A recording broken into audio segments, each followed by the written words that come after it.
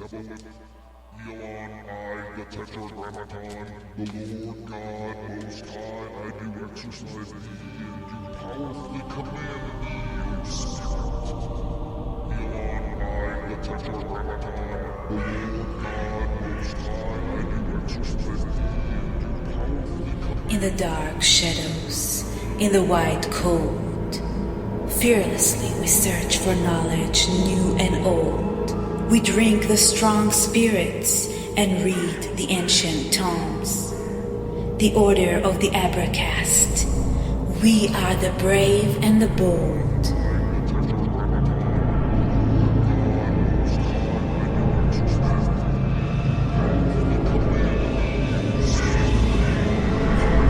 Occult, history, conspiracy, and violence.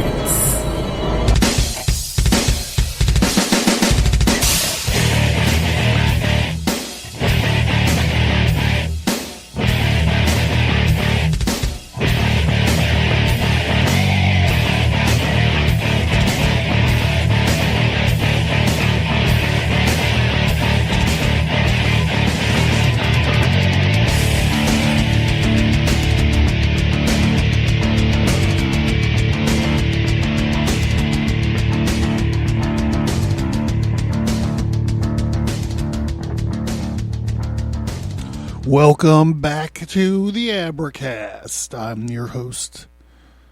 I'm just John Towers tonight. So took a little bit of a break. I've been pretty open. I feel as open as possible about, having some depression problems, this kind of thing. So I got hit hard with some life stuff and wound up having to take some time off, and I do apologize for that. I do see that people are still listening to the show, which is nice. The topics I cover are always interesting, or that I have covered are always interesting. They don't need to be current, I suppose. But I thought that we would just try this out tonight, see what happens. Continue not doing anything groundbreaking this evening, just picking up on the Exodus series where we left off, and just chipping through an hour or so and see what happens here at the end. So again, thank you guys for joining. Thank you guys for hanging in there with me, and thank you very much for your forgiveness for taking this extended, unannounced period off. It's not something that I like to do. We don't do seasons here. We don't do anything like that. The show's designed to be weekly, on and on forever until the fucking wheels fall off and the shit house burns down, which seems like we're on our fast track to it. So I don't know how much longer we'll be going, but yeah, we just had some stuff happen, and whatever. So I don't want to get in. I don't really want to get too far into it. But I'm feeling better. I'm feeling better the last couple days. I got a pep back in my step. So I went ahead and I mixed up, weapon of mass distraction here in my vessel of the art. So we'll get the show started in the traditional fashion. Before we get going here, you can hear maybe the ice clinking around a little bit. All right, here we go.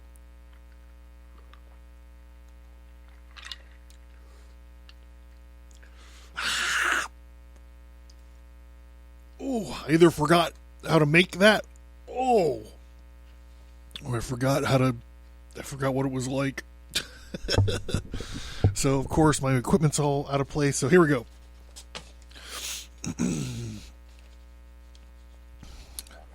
So where do we leave off? We left off with God instructing Moses.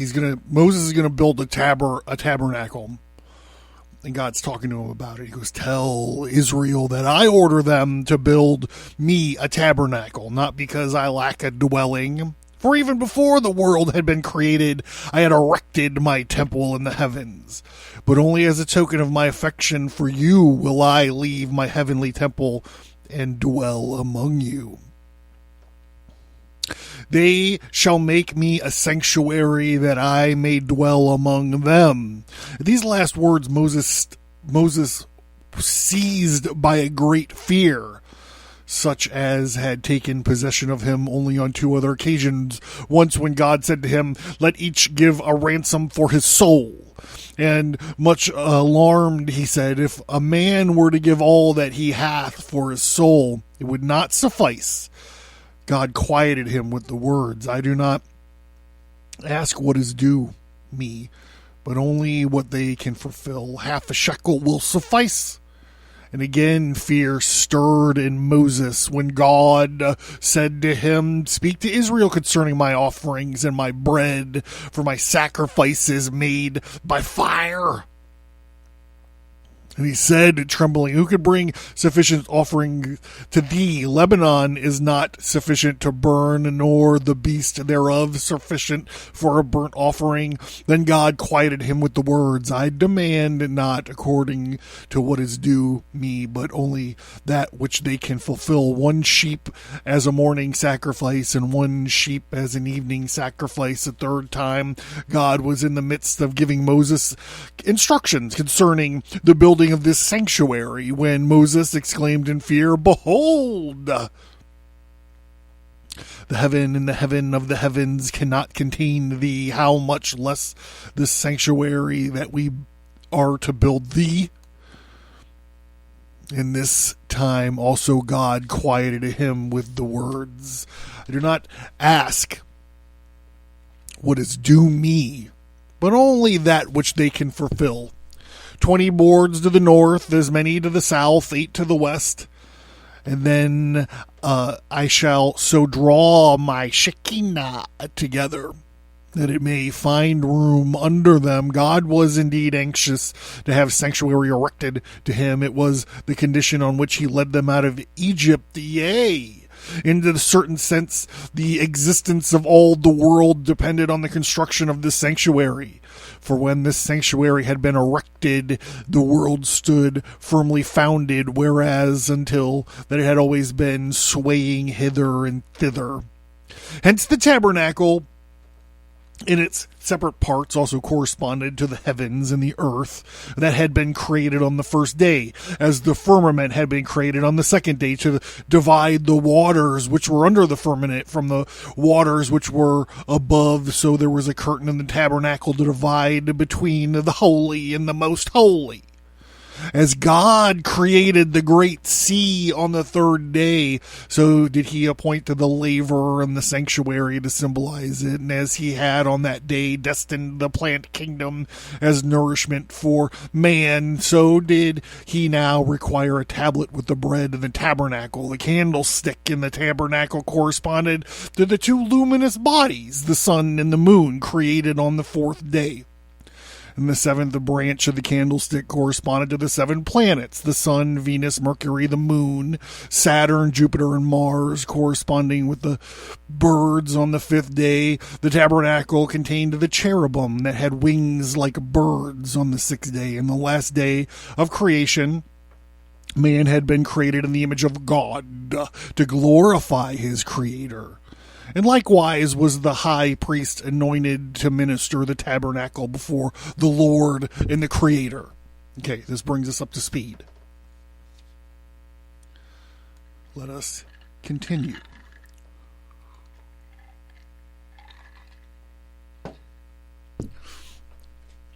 When on the Day of Atonement God said to Moses, "Let them make me a sanctuary that I may dwell among them, and the nations of the world might see that he has forgiven Israel for their sins, the worship of the golden calf." It was the gold that he bade them to bring for the adornment of the sanctuary. God said, "The gold of this tabernacle shall serve as an expiation for the gold they employed in the construction of the golden calf. Besides gold, let them bring me 12 other materials for the construction of this tabernacle: silver, brass, blue and purple, and scarlet, fine linen, and goat's hairs, and ram's skins, and that were dyed red, and badger skins, and shittim wood, oil for the light, spices for anointing the oil, and for sweet incense, onyx stones, and stones to be set in the ephod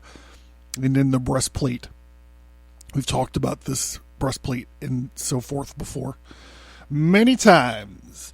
To the instructions God added these words, but do not suppose that you are giving me these 13 objects as gifts, for 13 deed did I perform for you in Egypt, which these 13 objects now repay. For I clothed you with broidered work, and I shod you with badger skins, and I girdled you about with fine linen, and I covered you with silk, and I decked you also with ornaments, and I put bracelets upon your arms and chains around your neck, and I put jewels on your foreheads and earrings in your ears and the beautiful crown upon your heads.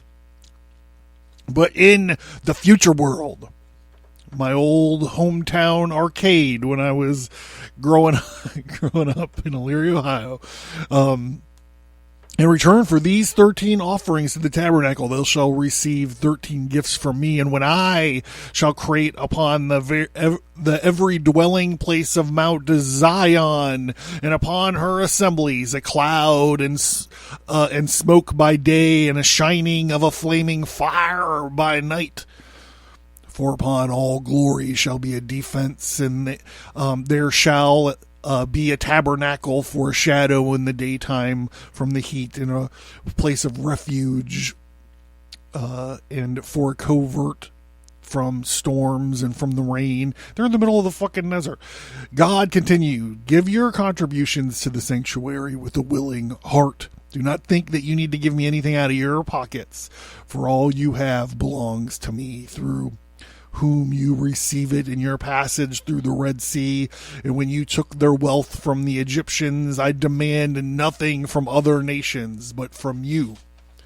I do so because it was I that led you out of Egypt. But you shall erect a sanctuary to me, not in this world only, but in the future world. At first the Torah dwelt with me, but now it is in your possession.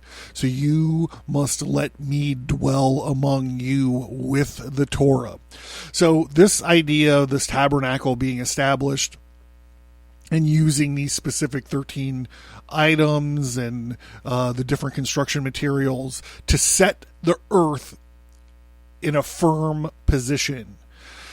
So this, we also just mentioned the future world. So, I like to point out these are, God's flexing, right? These are God flexes. This is him basically as a mountain god, but instead of, this axis mundi, this place where the sacred and the profane meet in an axis of the world, he's creating it in this tabernacle. This is where the divine, is living here on the profane earth.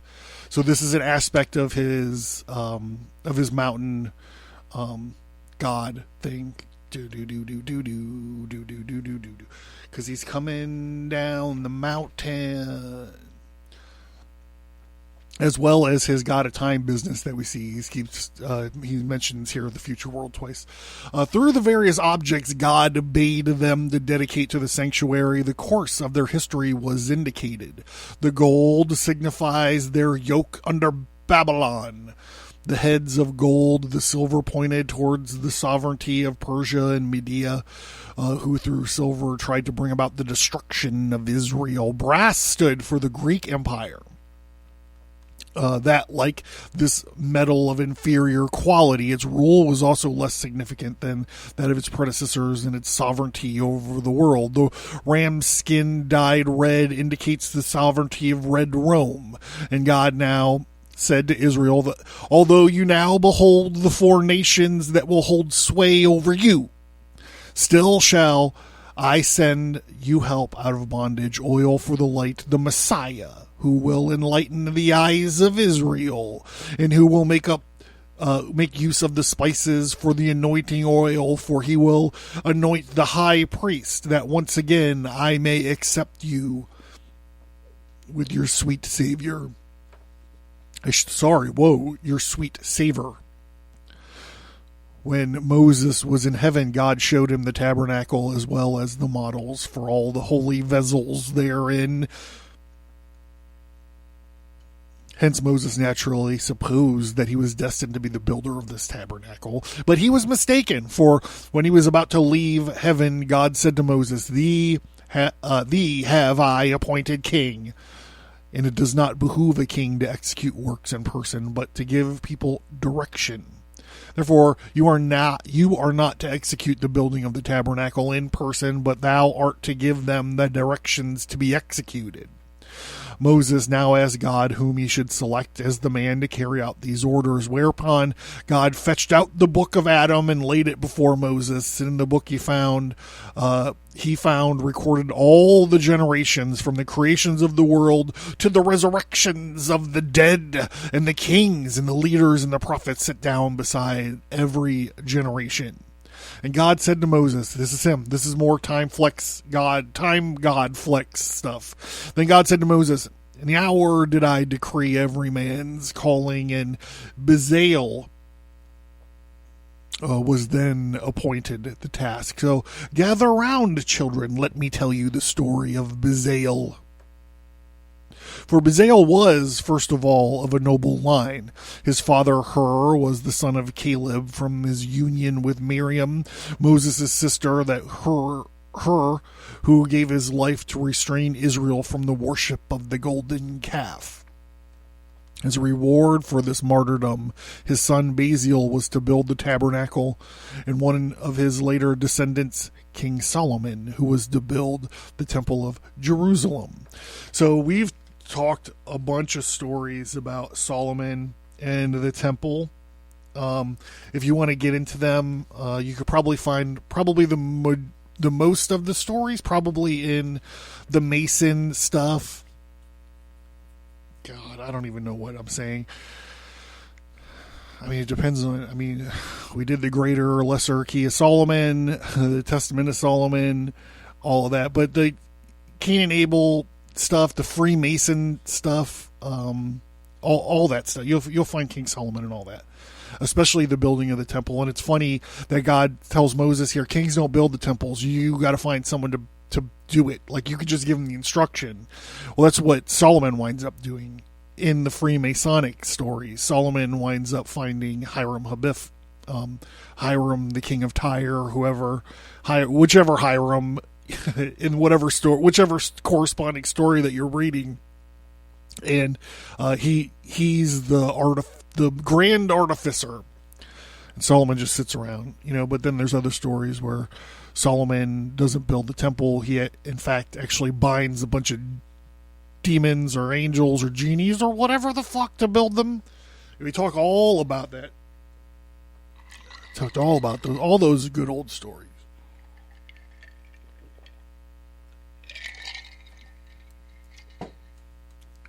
It's not getting any easier. All right, back to Bezalel. He was not only of a distinguished family, he was himself a man of distinction, possessed by wisdom. Again, this is an attribute of Solomon. We must split the bicycle in half equally.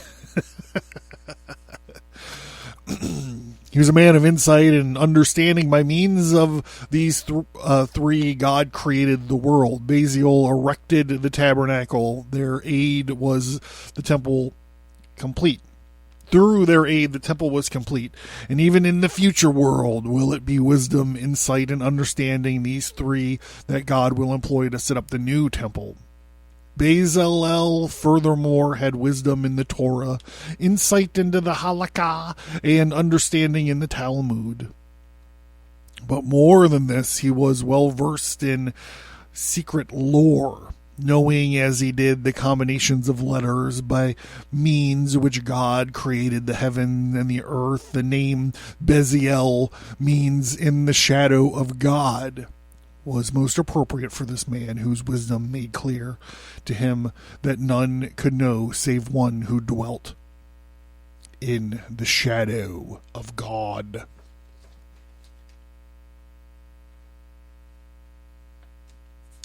Moses had an instant opportunity of testing the wisdom of this builder appointed by God. God had bidden Moses first to erect the tabernacle, then the holy ark, and lastly to prepare the furnishings of the tabernacle. But Moses had put Bezalel's wisdom to the test. He ordered him to construct first the holy ark, then the furnishings of the tabernacle, and only then the sanctuary. Hereupon wise Bezalel said to Moses, "O our teacher Moses, it is the way of man first to build his house, and only then to provide his furnishings. Thou biddest me to provide the furnishings and then build the sanctuary. What shall I do with the furnishings when there is no sanctuary ready to receive them?" Moses, delightfully with Bezalel's wisdom, replied, "Now truly the command was given just as you sayest. Wert thou perchance in the shadow of God that thou knewest it?" Although God knew that Bezalel was the right man for this erection of the tabernacle, still he asked Moses, "Dost thou consider Bezalel suited to this task?" And Moses replied, "O Lord of the world, if thou considerest him suitable, then surely do I." But God said, "Go nevertheless and ask Israel if they approve of my choice of Bezalel." And Moses did as he was bidden, and the people assented to these words. "If Bezalel is judged good enough by God and by thee, assuredly he is approved by us." And as the builder of the tabernacle, God gave Bezalel 5 other names to bear. He called him Reha, which means to behold. For Bezalel was beheld by God and by Moses and by Israel as the one who had been decreed for his activity since the beginning of the world. And he called him the son of Shobal, because he had erected the tabernacle that towered high like a dovecote. And he called him Jahath, the trembler, because he made the sanctuary the seat of the fear of God. And he called him Ahamai, because through his work the sanctuary, Israel, and God were united. And finally Lahad, as the one who brought splendor and loftiness to Israel, for the sanctuary of its pride and the splendor of Israel. And at the side of Bezalel, the noble Judean worked Oholiab of the insignificant tribe of Dan, to show that before God the great and the lowly are equal. And as the tabernacle rose, thanks to the combined efforts of the Judean and the Danite, so too did the temple of Jerusalem, which was built to command the Judean Solomon by the Danite Hiram. The head workers of the tabernacle were filled with the Holy Spirit of God in order to accomplish their tasks all right. So too were all those who aided in the construction. Yes, even the beasts that were employed on this occasion possessed wisdom, insight, and understanding. So now let's move our attention, our focus of the story, to the ark with the cherubim. Dun, dun, dun, dun, dun, dun, dun. The very first thing that Bezalel constructed was the Ark of the Covenant, contrary to Moses' order. The first to erect the tabernacle and then to supply its separate furnishings, he succeeded in convincing Moses that it was proper to begin the thing with the ark, saying, "What is the purpose of this tabernacle?" And Moses said, that God may let his Shekinah rest therein, and so to teach the Torah to his people and the people of Israel. And Bezalel says, "And thou dost keep the Torah?" And Moses said, "As soon as the tabernacle shall have been completed, we shall make the ark for keeping the Torah." And Bezalel said, "Oh, our teacher Moses, it does not become the dignity of the Torah that in the meanwhile it should lie around like this. Let us first rather make the ark and put the Torah into it, and then continue with the erection of the tabernacle. For the tabernacle exists only for the sake of the Torah." Moses saw the justice of this argument, and Baziel began his work with the construction of the ark, and he followed the example of a god who created light before all the rest of creation. So Baziel first constructed the ark that contained the Torah, the light that illuminates this world and the other world, and then followed the rest. The ark consisted of 3 caskets, a gold one the length and the spans of a fractional part within this, the wooden one 9 spans long, and within this wooden one of gold that 8 spans long. So that within and without the wooden was overlaid with the gold caskets. The ark contained 2 tablets of the 10 Commandments, as well as the ineffable name and all his other epithets. Tetragrammaton Adonai. You know him. The ark was an image of the celestial throne and was therefore the most essential part of this tabernacle, so that even during the march it was spread over with a cloth wholly of blue, because this color is similar to the color of the celestial throne. It was through the ark also that all these miracles on the way through the desert had been brought. 2 sparks issued forth from the cherubim that shaded the ark, and these killed all the serpents and all the scorpions that crossed paths of the Israelites, and furthermore burned all the thorns and threatened to injure the wanderers on their march through the desert. And the smoke rising from these scorched thorns moreover rose straight as a column and shed fragrance and perfumed all the world, so that the nations exclaimed, "Who is this that cometh out of the wilderness like pillars of smoke, perfumed with myrrh and frankincense, with all these powders of the merchants?" A little bit of frankincense and myrrh action.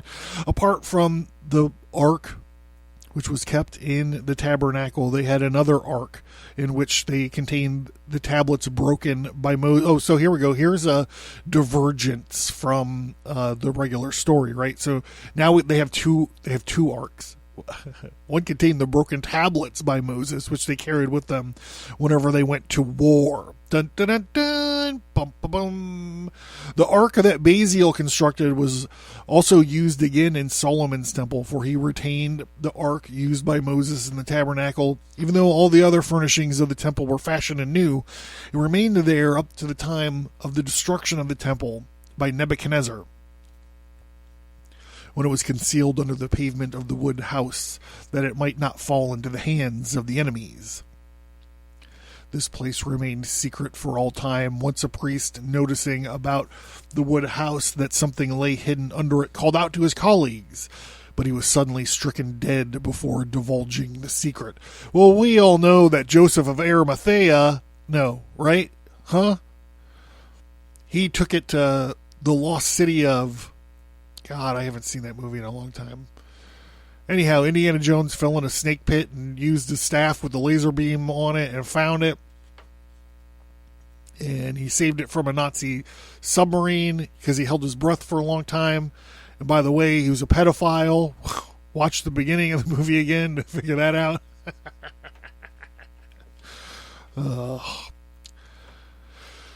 They're really going to do a number on him. I mean, that last one was bad, but this one coming up is going to be the worst. Oh, my God. That bitchy droid from that Han Solo movie is going to become a new Indiana Jones because she travels through time. Man, that shit is whack. It's whack.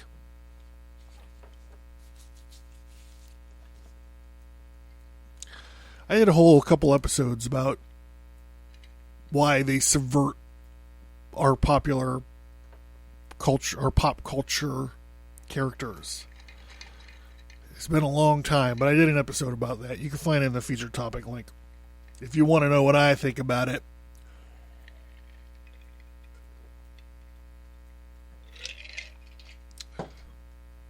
Ugh. Why do I drink these? God. Where was I? On the ark, where the cherubim with their faces of boys and their wings, their number was 2, corresponding to the 2 tablets.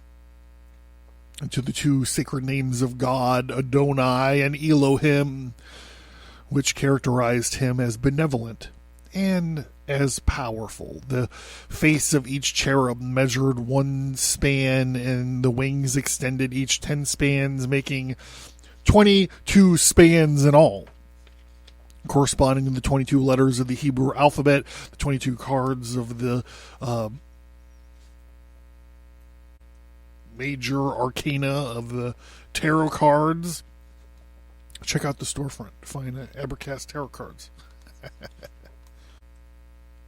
It was from between these two cherubim that God communed with Moses, for the Shekinah, ever wholly descended to earth any more than any mortal quite ever mounted into heaven. And Moses and Elijah stood slight distances from heaven, for the heaven, even the heavens of the Lord's, but the earth hath he has given the children of men. Therefore God chose the cherubim, who were 10 spans above the earth, as a place where the Shekinah betook itself to commune with Moses. The heads of the cherubim were slightly turned back, like that of a scholar bidding to his master farewell. But as a token of God's delight in his people Israel, the faces of the cherubim by a miracle looked to one another whenever Israel was devoted to their Lord, yea, even clasped one another like a loving couple during the festivals of the pilgrimage, and priests used to raise the curtain from the holiest of holies to show the pilgrims how much their God loved them, as they could see in the embrace of the two cherubim. So I just have a personal note. This Ark of the Covenant makes an appearance in my latest graphic novel. I keep saying latest graphic novel. It's been quite a few years, maybe 4, if I do the math. Anyhow, spoiler alert: the main character of the story is Cain, and as he's going through his curse of having to walk the earth forever, he seeks out the Israelites as they're traversing through the desert, and he's seeking Moses because in a way they're foils. In a way they're kind of opposites of each other. They're both kind of orphan figures, but also they have this weird brother connection. One breaks one way, the other breaks the other way. The way that I kind of imagined it when I was writing it was like they were flip side. How many times have you ever heard a comic book guy describe two characters like this? They were a flip side of the same coin. But Cain, my main character, is seeking out Moses. So Cain is cursed and Moses is blessed, and there's a fun. I think it's a fun kind of appearance of the Ark of the Covenant in there.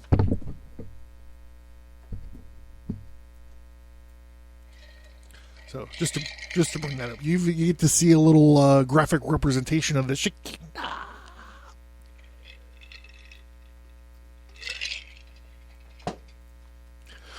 The Shekinah, in my opinion, is the female aspect of it's the excised female aspect of God. It's the feminized Holy Ghost sort of deal. That's the way I treat it anyway. A typo here in the book, I'll read through it.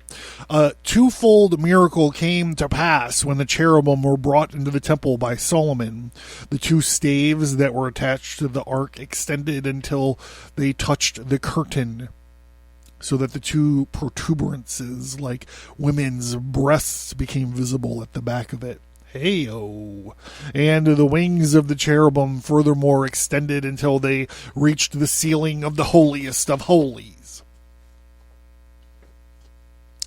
So now we're going to talk about the other furnishings in the tabernacle. We're going to start off with the submitted for your approval the table and the candlestick.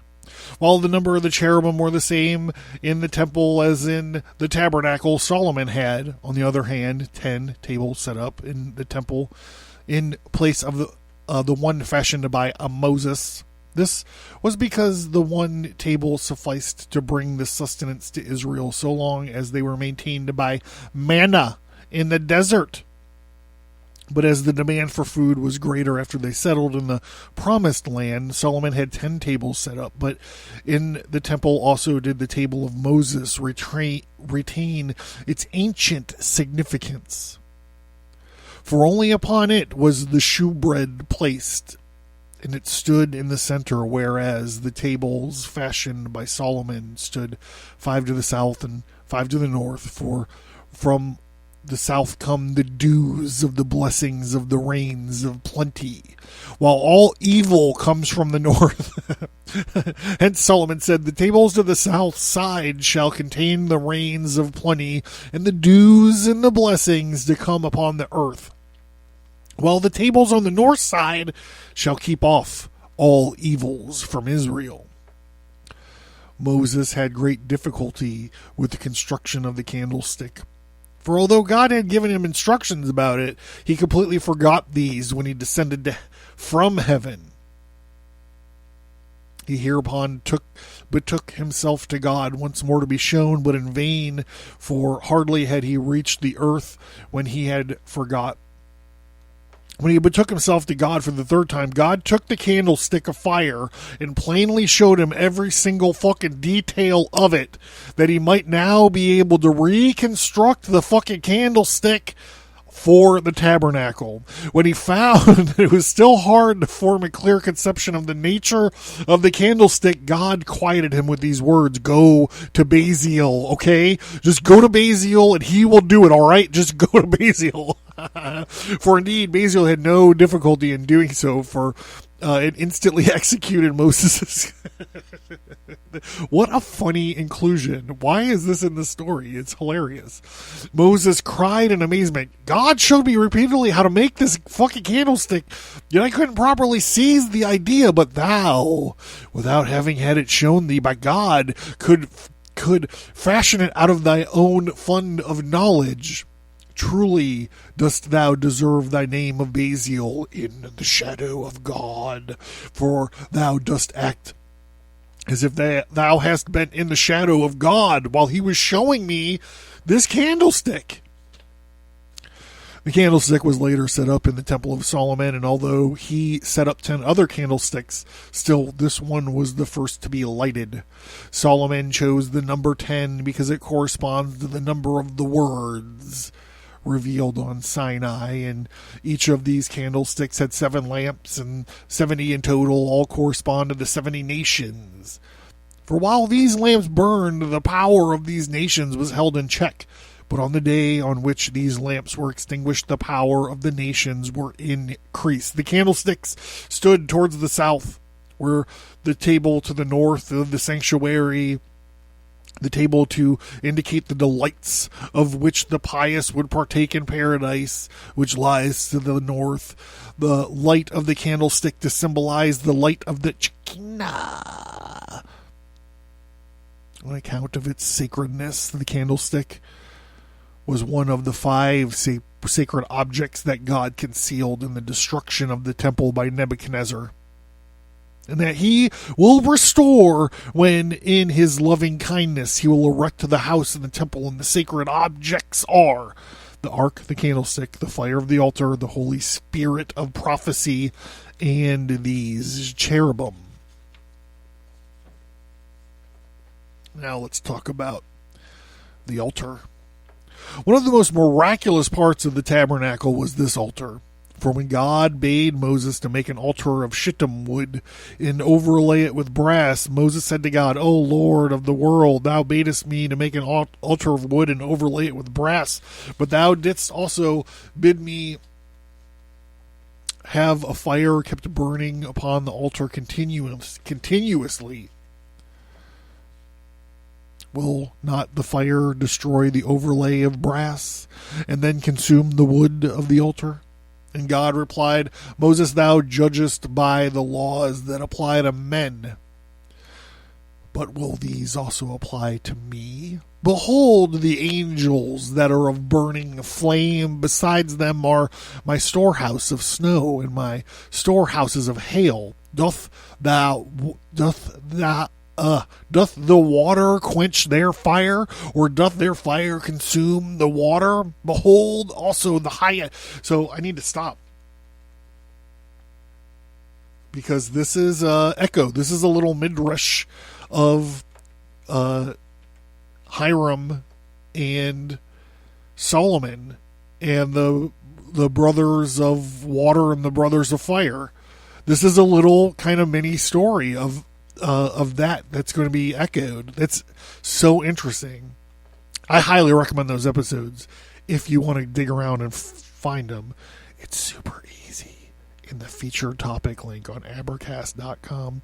Behold also the Hayat that are of fire, and above their heads extends a terrible sea of ice that no mortal men can traverse in less than 500 years. Doth the water quench the fire, or doth their fire consume the water? For I am the Lord who maketh peace between the elements in my high place.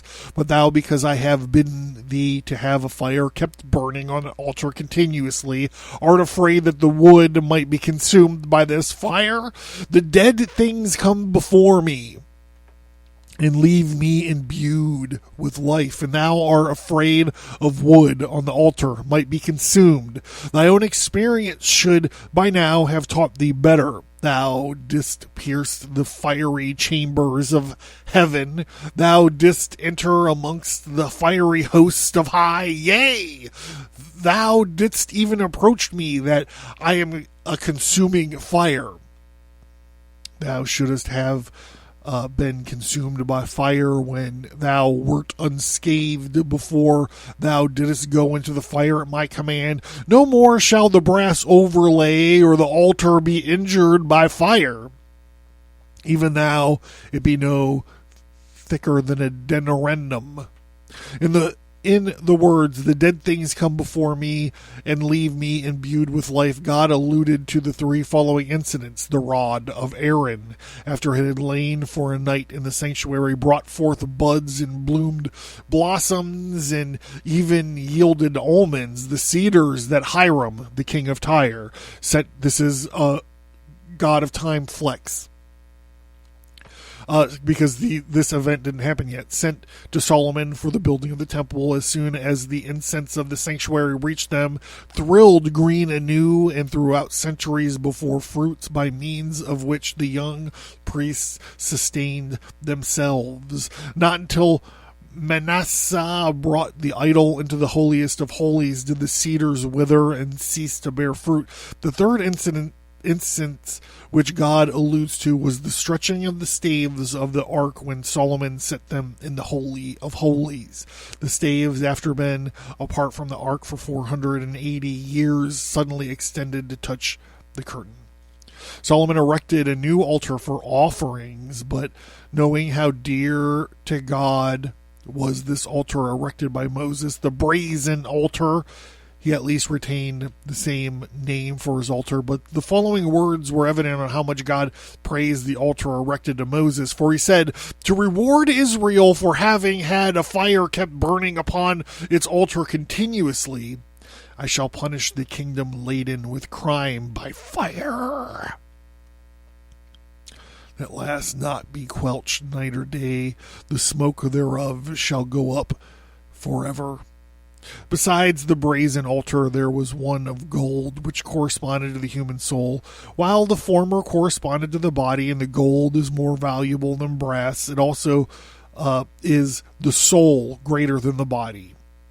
This is something that we mentioned earlier about the sacrifices. Don't give me what you owe me, give me what you can fulfill. The one brazen altar sacrifices were offered as the body of man, likewise is nourished by food. On the golden altar, spices and sweet incense were from the souls taken delight in perfumes only.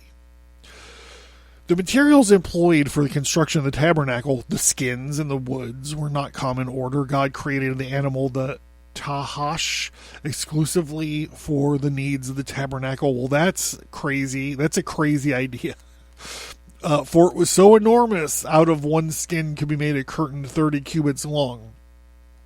This species of animal disappeared soon as the demand for the tabernacle for skins was satisfied. The cedar of the tabernacle also were obtained with no common way, for whence should they have gotten cedars in the desert?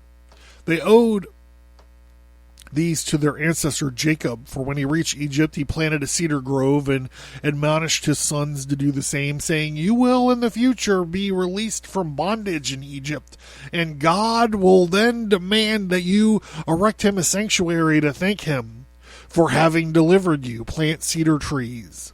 Then that when God will bid you to build him a sanctuary, you will have in your possession cedars required for its construction." This is like Bill and Ted. This is like Bill and Ted, the first one. Although the second one is my favorite, and I haven't seen whatever one they just released where they're old men. But they were leaving their past selves notes to remember to leave the keys and to do that, all this kind of stuff. It's funny. This is the flex, the god of time flex. His sons acted in accordance with the bidding of their father, and upon leaving Egypt, he took the cedars for the anticipated erection. I wonder how many times they say erection in this part of the book, because it seems like a lot, bro. It seems like a lot. Among these cedars was also that wonderful cedar out of which was wrought the middle bar in the midst of the boards that reached from end to end. When Jacob took with him from Palestine when he immigrated to Egypt, and he left to remain among the descendants when the cedars were selected for the construction of the tabernacle, they intoned a song of praise to God for this distinction. But not all the 24 species of cedar might be used for this tabernacle. Nay, not even the 7 most excellent among them were found worthy, but only the species shittim. It's Shittim. I'm trying to find a way to pronounce it that doesn't sound like shittim, okay? Might be used, for God, who foresaw all, knew that Israel would in future commit a great sin at Shittim. There. That's all the ways I got. Shittim. Shittim. And therefore ordained that Shittim wood be used for the tabernacle to serve as atonement for the sins committed at Shittim. Shittim furthermore signifies follies. Hence I wonder if that's where the word comes from. I wonder if that's why we call it shitty. Boy, that's shitty. Hence Israel were to construct the etymology of the word shit. Let's go. Let's find it. Constructed a place of penance for their folly, adorning the golden calf out of shittim wood, and atone for this folly. And finally, the letters which of the wood shittim was composed was shalom, which is peace, Ba, which is good, and Yasuah, which is salvation, and Mihila, which is forgiveness. The boards that were made for the tabernacle out of shittim wood never decayed, but endure for all eternity.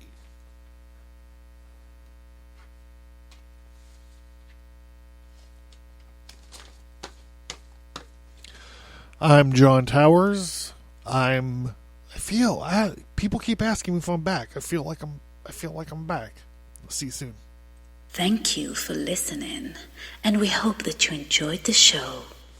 Please send an email or find us on social media and let us know what you think about the show. We would appreciate it if you would give us a 5-star rate and review wherever you find your favorite podcasts. You can find Stigmata Studios, graphic, novels, and comic books at Abracast.com. Welcome to the Red Archive. Get access to over 50 hours of archived episodes, more bonus audio, additional exclusive content, All this for only $1 a month. Find the link to the Red Archive at Abracast.com.